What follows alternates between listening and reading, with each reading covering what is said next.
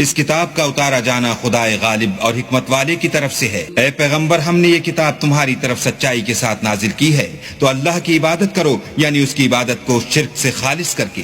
دیکھو، خالص عبادت اللہ ہی کے لیے زیبا ہے، اور جن لوگوں نے اس کے سوا اور دوست بنائے ہیں وہ کہتے ہیں کہ ہم ان کو اس لیے پوچھتے ہیں کہ ہم کو اللہ کا مقرب بنا دیں، تو جن باتوں میں یہ اختلاف کرتے ہیں اللہ ان میں ان کا فیصلہ کر دے گا۔ بے شک اللہ اس شخص کو جو جھوٹا ناشکرا ہے ہدایت نہیں دیتا۔ اگر اللہ کسی کو اپنا بیٹا بنانا چاہتا تو اپنی مخلوق میں سے جس کو چاہتا انتخاب کر لیتا۔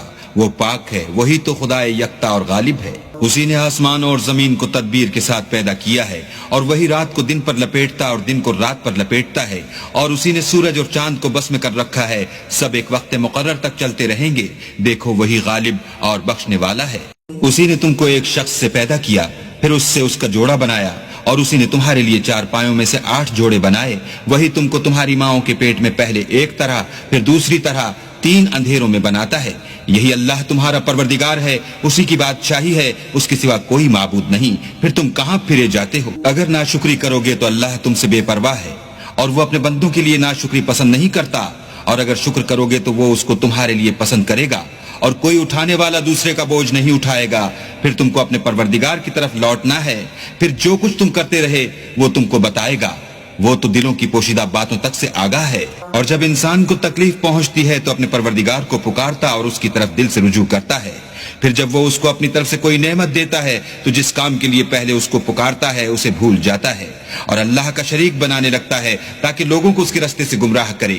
کہہ دو کہ اے کافر نعمت، اپنی ناشکری سے تھوڑا سا فائدہ اٹھا لے، پھر تو دوزخیوں میں ہوگا۔ بھلا مشرک اچھا ہے یا وہ جو رات کے وقتوں میں زمین پر پیشانی رکھ کر اور کھڑے ہو کر عبادت کرتا اور آخرت سے ڈرتا اور اپنے پروردگار کی رحمت کی امید رکھتا ہے؟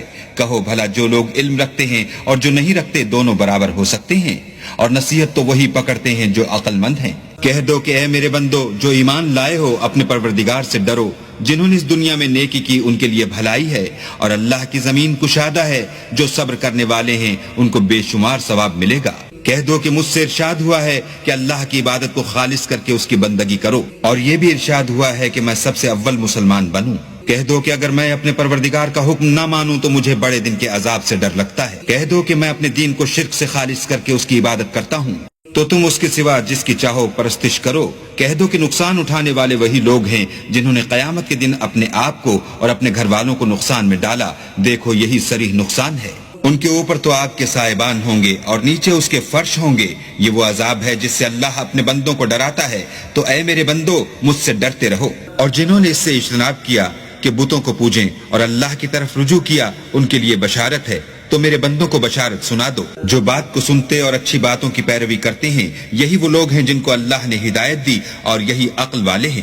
بھلا جس شخص پر عذاب کا حکم صادر ہو چکا، تو کیا تم ایسے دوزخی کو مخلصی دے سکو گے؟ لیکن جو لوگ اپنے پروردگار سے ڈرتے ہیں ان کے لیے اونچے اونچے محل ہیں جن کے اوپر بالا خانے بنے ہوئے ہیں، اور ان کے نیچے نہریں بہ رہی ہیں۔ یہ اللہ کا وعدہ ہے، اللہ وعدے کے خلاف نہیں کرتا۔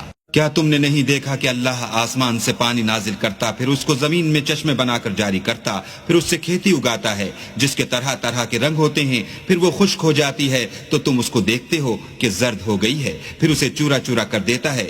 بے شک اس میں عقل والوں کے لیے نصیحت ہے۔ بھلا جس شخص کا سینہ اللہ نے اسلام کے لیے کھول دیا ہو اور وہ اپنے پروردگار کی طرف سے روشنی پر ہو، تو کیا وہ سخت دل کافر کی طرح ہو سکتا ہے؟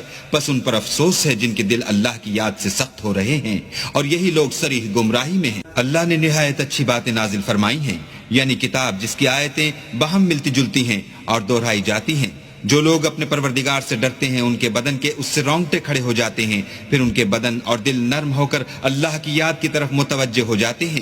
یہی اللہ کی ہدایت ہے، وہ اس سے جس کو چاہتا ہے ہدایت دیتا ہے، اور جس کو اللہ گمراہ کرے اس کو کوئی ہدایت دینے والا نہیں۔ بھلا جو شخص قیامت کے دن اپنے منہ سے برے عذاب کو روکتا ہو، کیا وہ ویسا ہو سکتا ہے جو چین میں ہو؟